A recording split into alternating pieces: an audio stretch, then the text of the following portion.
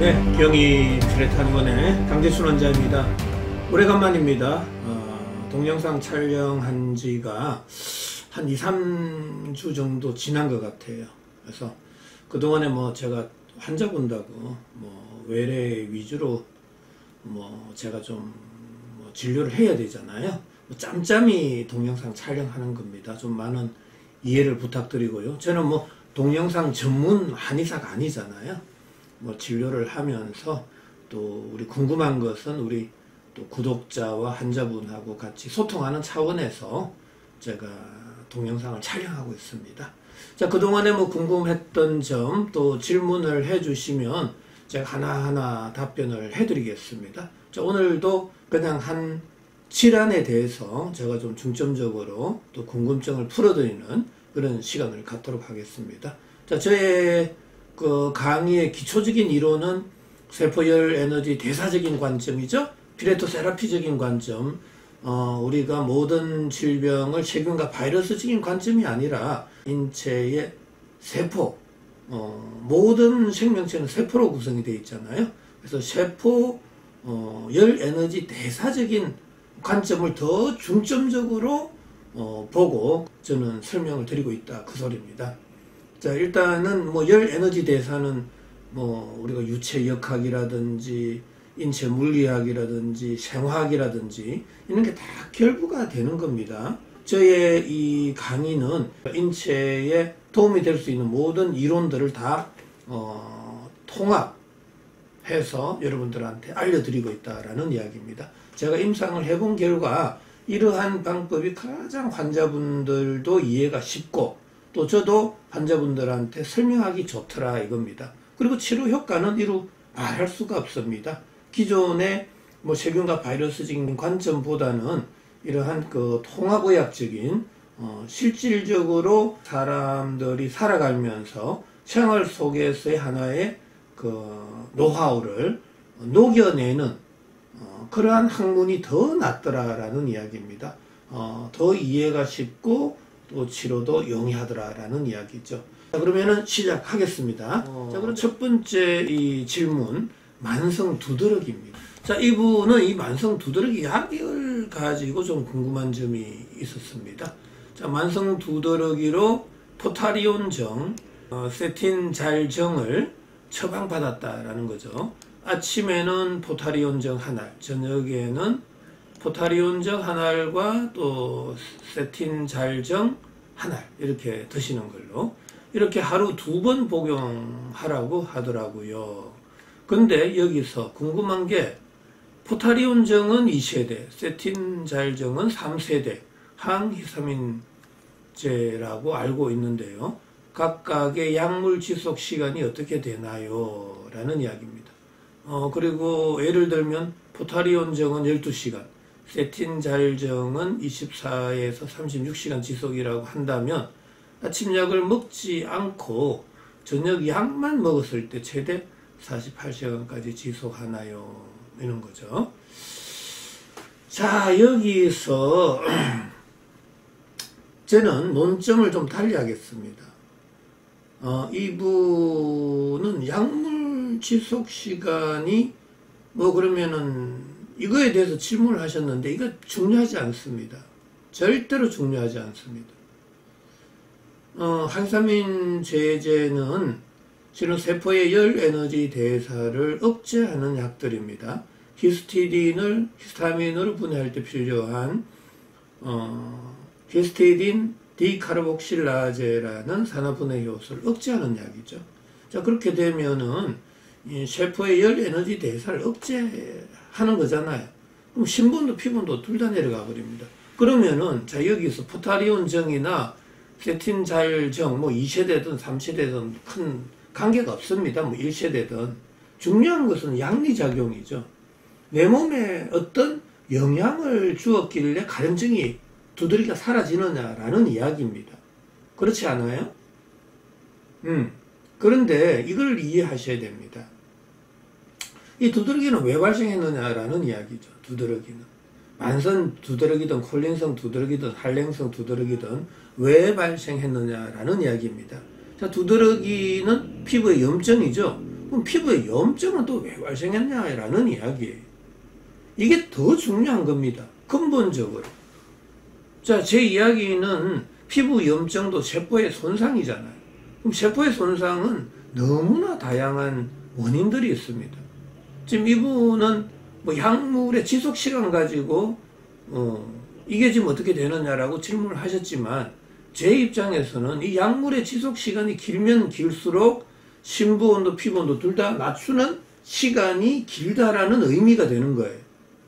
그럼 피부 온도가 낮아질 때는 가려움증과 두드러기, 팽진, 맥관 부종, 모세혈관 확장증 이런 게 다 진정이 될 수 있죠. 피부 온도가 내려가니까. 피부 온도는 눈에 보이는 온도라고 그랬죠. 그럼 환자 입장에서는 눈에 보이는 온도가 내려가 버리면 약효 짱이죠. 약효가. 너무 드라마틱하잖아요. 그러면 좋아해야 됩니까? 정상이 사라졌다고 좋아해야 돼요? 전혀 그렇지 않다라는 거예요. 문제는 심부 온도가 내려간다니까. 심부 온도가 내려가면 이건 생명의 온도입니다. 내가 밥을 굽는 것과 같아요. 밥을 하루 굶고 이틀 굶고 3일 굶고 하면 기력이 떨어지듯이 할사민 제제를 많이 드셔보세요. 기력이 떨어져요. 문제는 심부 온도가 내려간다니까. 심부 온도는 측정할 수가 없잖아요. 그럼 본인들은 몰라요. 약을 먹은 환자분들은 모른다고요. 자기들은 눈에 보이는 피부 온도가 낮아지니까 약효 좋네라고 의사한테 고마워하고 있다고요. 하지만 절대로 이거는 눈에 보이는 정상만 완화됐을 뿐이고 오히려 생명의 온도인 심부 온도로 내려간다니까. 그걸 모르고 있잖아요. 그걸 사람들은. 제가 그게 너무나 답답하다라는 거예요. 세포의 열 에너지 대사를 억제하는 약인데 이걸 좋아하고 있다니까. 내가 당장에 급한 볼일은 볼 수 있겠지만 문제는 이 심부온도가 내려가는 순간 나의 생명력이 떨어지는 겁니다. 자, 그렇다면은 왜 피부에 염증이 생겼느냐? 아까 제가 조금 전에도 말씀드렸죠. 온도, 압력, pH, 전기장, 자기장, 물리학적인 자극, 약물, 수술, 환경 여건, 음식물의 다양한 점도, 경도, 산도, 표면적 여러 가지 요인이 너무나 많은 거예요. 단순하지가 않습니다. 모든 염증이라는 게.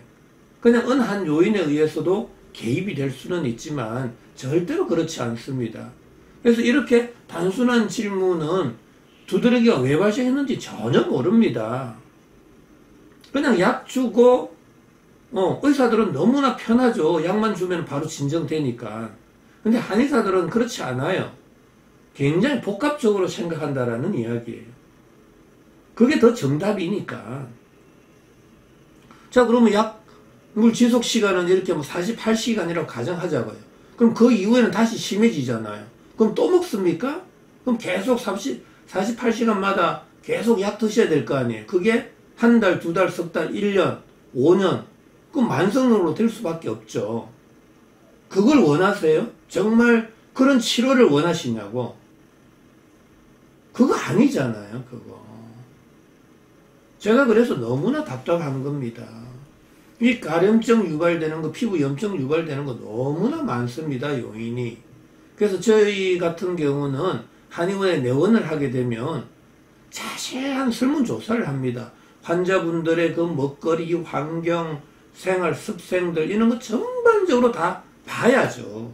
그래서 뭐가 문제인지를 찾아내야 됩니다. 그래서 환자에 맞는 티칭을 해야죠. 그래야 치료가 빨라지는 겁니다. 그래서 이 피부에 염증을 유발하는 요인은 이렇게 많은데 중요한 것은 피부에 염증이 유발됐다는 것은 세포의 손상이고 세포가 손상을 받으면 세포 내 미토콘드리아 있지 않습니까? 열 에너지 발생하는 기관. 그 미토콘드리아에서의 ATP의 합성의 장애가 생기는 거죠. ATP는 열 에너지잖아요. 그럼 열 내 몸에서 열 발생이 안 되는 순간 체온 조절 중추 시상하부에서는 명령을 내려버려요. 빨리 체온을 높이라고. 바로 열이 발생 안 한다는 소리는 심부 온도, 뇌를 포함한 오장육부의 온도가 내려가는 거죠. 자, 그러면은 시상하부에서는 바로 명령을 내려서 체온이 떨어지니까 손발 끝에서 모공을 닫아버리는 거예요. 모공이 닫히는 순간, 자, 그 이후에 우리는 또 밥을 먹고 활동을 하면 열은 발생하고 그 열이 방출이 안 될 때는 또 열을 강제적으로 빼내야 되잖아요. 바로 그게 가려움증입니다. 근데 가렵기 전에 열 에너지는 전신으로 골고루 분산 방출이 안 되지 않습니까? 왜? 모공이 닫혔으니까. 그럼 열 에너지는 전도, 대류, 복사, 정발, 이 네 가지 타입으로 이동을 하는데 그 이동 루트는 대체적으로 구멍, 관절, 마찰이 많은 쪽이란 말이에요. 그럼 그쪽으로 열이 확 쏠리는 순간 그 부위의 피부 온도는 올라가고 바로 그때 피부 온도가 올라가면 어떻게 된다고요? 다양한 염증성 증상이 생기는 거죠. 발적, 발진, 따가움, 화끈거림, 홍반. 그 다음에 심한 경우는 통증까지도 생길 수 있잖아요. 그리고 아까 모공은 닫혀있는 상태에서 몸에서 열은 발생하면 열이 방출이 안 될 때 가려움증이 생기는 거고. 자, 그래서 다양한 이러한 염증성의 증상이 생기는데 문제는 피부 온도가 올라가는 순간 표면 장력, 끌어당기는 힘은 약해지고 밀어내는 힘, 억력이 세지잖아요. 바로 그때 조직의 변형이 온단 말이에요. 서양의학에 있어서는 단백질의 변성이다, 유전자의 변형이다, 돌연변이다라고 말은 하지만 저 같은 경우는 그렇게 보지 않습니다. 물리학적으로는 표면 장력은 약해지고 억력이 강해져서 돌출, 비대, 팽창과 같은 윤기성의 증상이 나타나는 거고 바로 그때 횡진, 맥관 부종, 모세혈관 확장증 이런 것들이 나타날 수 있단 말이에요. 내가 셀의 그 현미경학적으로 보면은 투과성이 증가할 수도 있는 거고요. 또 물질의 투과성이 증가할 수도 있는 거고요. 이러한 다양한 증상들이 왜 발생했는지를 생화학과 물리학적으로 저는 분석해 드리고 있지 않습니까? 너무나 쉽지 않습니까? 이렇게 설명이 돼야지. 설명이 되지 않는, 단지 그냥 약만 주고 증상만 완화시키고 약효 떨어지면 다시 약을 먹고 그럼 무한 반복의 악순환을 왜 하게 됩니까? 그리고 중요한 게 있어요. 병원에 가기 전과 후가 완전히 상황은 달라지는 겁니다. 병원에 가기 전에 내가 두드러기나 가려움증이 생긴 것은요, 먹거리나 생활 환경에 의해서 생활 습생을 잘못해서 생기는 거예요. 근데 병원에 가서 약을 받고 먹고 바르고 주사를 맞는 순간 이 약물에 의해서 심부 온도가 또 내려가는, 혹을 하나 더 달고 온다니까요. 그러면은 내 생활 패턴은 그대로 가지고 가고 약을 먹게 되면 1 플러스 1이 되는 거예요. 그럼 2라는 형태의 심부 온도는 더 내려가요. 심부 온도가 더 내려가면 체온 조절 중추 시상하부에서는 어떻게 해야 돼요? 그만큼 체온의 밸런스를 유지하려고 피부 온도는 더 올리게 되죠. 그러면 피부에서의 염증성 증상들은 더 심해지고, 그러면은 이제 약은 떨어지고, 그럼 병원에 가서 의사쌤한테 또 상담하잖아요. 아니, 약효는 있는 것 같은데 시간이 지날수록 효과가 없네요 라고 할 수 있단 말이에요. 그럼 의사쌤은 약을 더 센 약을 줄 수 있죠. 그럼 센 약을 준다는 소리는 그만큼 세포의 열 에너지 대사를 더 억제하는, 피부 온도를 더 낮추는 약을 쓰게 되는 거죠. 근데 문제는 피부 온도가 낮아질 때 심부 온도를 올려주면서 피부 온도가 낮아지면 만병통치약인데 그런 항산화민 제제는 그게 아니란 말이에요. 세포의 열 에너지 대사를 다 억제하니까 또 심부 온도, 피부 온도 둘 다 낮아져요. 피부 온도가 더 낮아지면 낮아질수록 심부 온도도 더 낮아진단 말이죠. 생명의 위험은, 생명력은 더 떨어진단 말이죠. 생명의 위험은 더 심해지는 거고. 안 그래요?